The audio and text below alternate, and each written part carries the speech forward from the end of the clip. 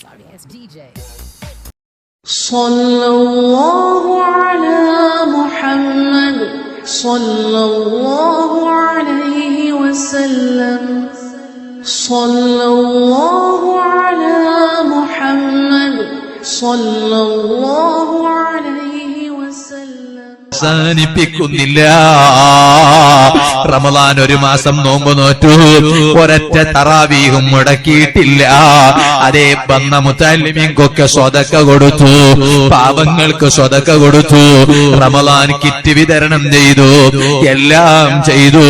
നോമ്പോ വിപുലമായി നോമ്പും തുറപ്പിച്ചു, പള്ളിക്കും സ്വതക്ക കൊടുത്തു, സക്കാത്ത് കൊടുക്കേണ്ടത് കണക്ക് വെച്ചിട്ട് സക്കാത്തും കൊടുത്തു, എല്ലാം ചെയ്തു. പക്ഷേ ബാപ്പാനോട് മിണ്ടുന്നില്ല, ഉമ്മാനോട് മിണ്ടുന്നില്ല, ബാപ്പ മോനോട് അങ്ങോട്ട് മിണ്ടുന്നില്ല, ഉമ്മ മക്കളോട് അങ്ങോട്ട് മിണ്ടുന്നില്ല. എടാ, നിന്റെ നോമ്പ് ആർക്കാണ് ആവശ്യം? നിന്റെ തറാവീഹ് നിസ്കാരം ആർക്കാണ് ആവശ്യം? നിന്റെ പള്ളിയിലേക്ക് നീ കൊടുത്ത സംഭാവന ആർക്കാണ് ആവശ്യം? പാവങ്ങൾക്ക് നീ കൊടുത്ത സ്വതക്ക ആർക്കാണ് വേണ്ടത്? നിന്റെ ദാഹം ആർക്കാണ് ആവശ്യം? നിന്റെ വിശപ്പാർക്കാണ് ആവശ്യം? നമ്മൾ ഉണരണം, നമ്മൾ ഉത്ബുദ്ധരാകണം. എത്ര വലിയ ബുദ്ധിയാണ് ഞങ്ങൾക്കൊക്കെ ഉള്ളത്. പക്ഷെ പിണക്കം വരുമ്പോ ഞങ്ങളെ ബുദ്ധി കൊണ്ടുപോയിട്ട് അടുപ്പത്തേക്ക് ഇടണം. എന്ത് ബുദ്ധി, എന്ത് ഓർമ്മശക്തി ഇല്ലേ? പക്ഷേ പിണക്കം മാറ്റണില്ല.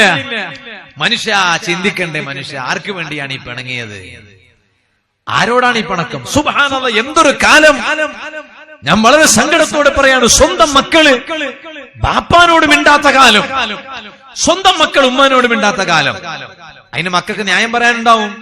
ഉസ്താദേ, എന്റെ ബാപ്പനെ കുറിച്ച് നിങ്ങൾ മനസ്സിലാക്കിയാൽ നിങ്ങൾ പറയും ബാപ്പനോട് മിണ്ടണ്ടാന്ന്. സുബ്ഹാനല്ലാഹ്, പറയണില്ല, ഒരിക്കലും പറയില്ല. കള്ളുകുടിയനായ ബാപ്പയാണെങ്കിൽ പോലും ആ ബാപ്പക്ക് ബാപ്പാന്റേതായ മര്യാദ നൽകണമെന്നല്ലേ ഇസ്ലാം പറയുന്നത്? അങ്ങനല്ലേ? ബഹുദൈവ ആരാധനയുള്ള ബാപ്പയാണ്. ബാപ്പ മുസ്ലിമല്ല, ഉമ്മ മുസ്ലിമല്ല, മോൻ മുസ്ലിമാണ്. എന്നാൽ ആ ബാപ്പ നല്ലത് പറയുമ്പോ കേൾക്കണം. ബാപ്പ ദീന് വിട്ടുവാന്ന് പറഞ്ഞാൽ കേൾക്കണ്ട. ബാപ്പ നല്ലത് പറയുമ്പോ കേൾക്കണം. ആ ബാപ്പാക്ക് ബാപ്പ എന്ന പരിഗണന നൽകണം.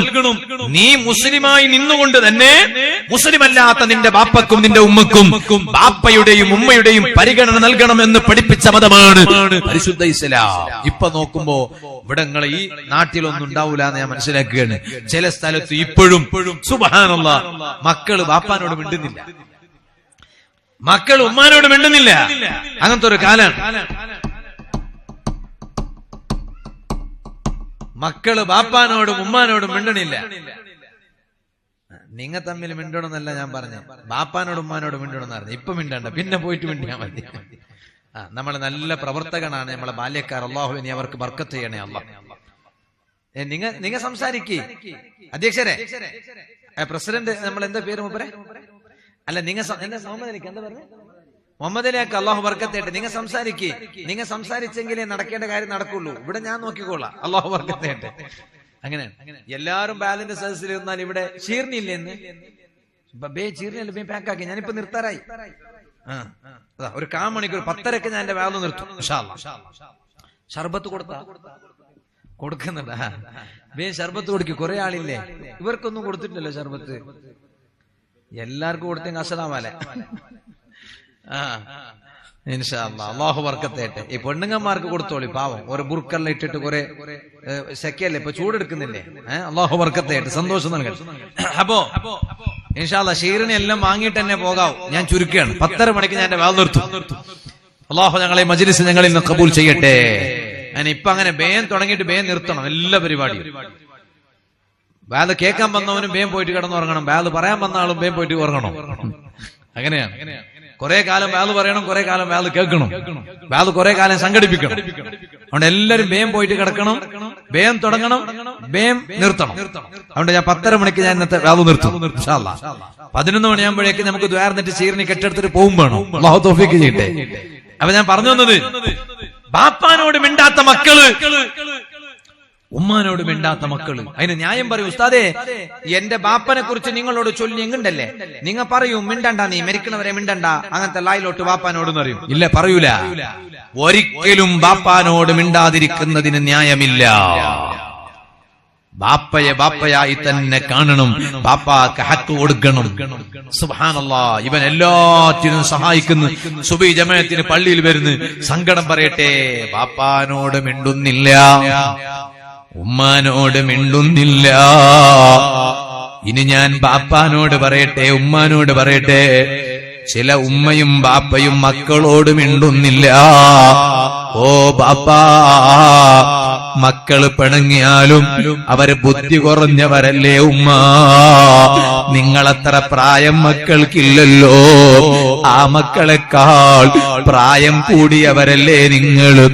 എന്നാൽ നിങ്ങൾക്കൊന്ന് അങ്ങോട്ട് പോയി, മോന് മിണ്ടുന്നില്ലെങ്കിലും മോള് മിണ്ടുന്നില്ലെങ്കിലും നിങ്ങൾക്കൊന്ന് അങ്ങോട്ട് പോയി, മോനെ എനിക്ക് നീയല്ലടാ ഉള്ളത്, നീ എന്നോട് മിണ്ടാതിരുന്നാൽ എനിക്ക് സഹിക്കുന്നില്ല. ആര് എന്നോട് മിണ്ടാതിരുന്നാലും ഞാനതൊരു പ്രശ്നമാക്കുന്നില്ല. അതേ സമയത്ത് നീയോ, നീ ഞാൻ നൊന്ത് പ്രസവിച്ച മോനല്ലേ, ഓ മോനെ നിന്റെ ബാപ്പയല്ലേ ഞാനെന്ന് ബാപ്പ പറയുമ്പോ, ഓ മോനെ നിന്നെ നൊന്ത് പ്രസവിച്ച ഉമ്മയല്ലേ ഞാൻ എന്ന് ഉമ്മയൊന്നങ്ങോട്ട് പോയി മോനോട് പറഞ്ഞിട്ട് മിണ്ടണ്ടേ. ഇതങ്ങനെയല്ല. മകൻ മിണ്ടാൻ വരുമ്പോ ബാപ്പ പറയാണ് മരിച്ചാലും ഞാൻ മിണ്ടൂല, ഉമ്മ പറയാണ് മരിച്ചാലും ഞാൻ മിണ്ടൂല. ഇത് ഏത് ബാപ്പയാണ്, ഇത് ഏത് ഉമ്മയാണ്, ഇത് ഏത് സമാനിലുള്ള ബാപ്പയാണ്, ഇത് ഏത് സമാനിലുള്ള ഉമ്മയാണ്?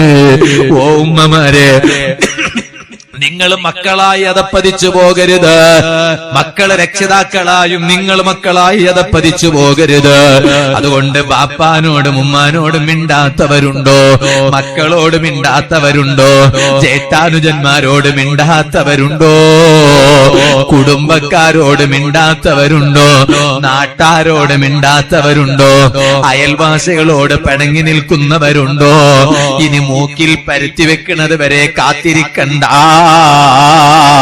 ഇപ്പൊ തന്നെ ഒരുങ്ങിക്കോ. ഇക്കണ്ട കാലം വരെ നിങ്ങൾ ചെയ്ത അമലുകളെല്ലാം ഇവിടെ തന്നെ നിന്നുപോയില്ലേ? പടച്ചറപ്പ് വേണ്ടാന്ന് വെച്ചത് നിങ്ങൾക്ക് അറിഞ്ഞിട്ടുണ്ടോ? പല അറിവുകളും അറിയുന്ന കാലമല്ലേ ഇന്ന്. ചോദിക്കട്ടെ മോമിനീങ്ങളോട്, നിങ്ങൾ ഇക്കണ്ട കാലം വരെ ചെയ്ത സൽക്കർമ്മങ്ങൾ അള്ള വേണ്ടാന്ന് പറഞ്ഞത് നിങ്ങൾക്ക് അറിഞ്ഞിട്ടുണ്ടോ? ആഴ്ചയിൽ ഒരു 2 ദിവസമുണ്ട്. ആഴ്ചയിൽ ഒരു 2 ദിവസം, ഒന്ന് തിങ്കളാഴ്ചയും വ്യാഴാഴ്ചയും മനുഷ്യന്റെ അമലുകൾ മലക്കുകൾ അല്ലാഹുവിന്റെ മുന്നിൽ കൊണ്ടുപോയി സമർപ്പിക്കുന്ന ദിവസമാണ്. ആ ദിവസം എല്ലാവരുടെ അമലുകളും അല്ലാഹു സ്വീകരിക്കുകയാണ്. അതാ 2 ആളെ അമല് അല്ല പറയാണ്, ഇപ്പൊ അവിടെ തന്നെ വെച്ചോളൂ, ഇപ്പൊ തൽക്കാലം ഞാനത് സ്വീകരിക്കൂല. ആരാണ് ആ 2 പേര്? പരസ്പരം മിണ്ടാത്ത 2 ആളാണ്.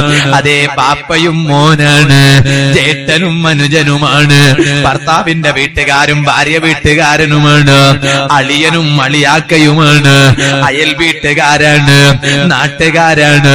പരസ്പരം മിണ്ടാത്തവനാണോ?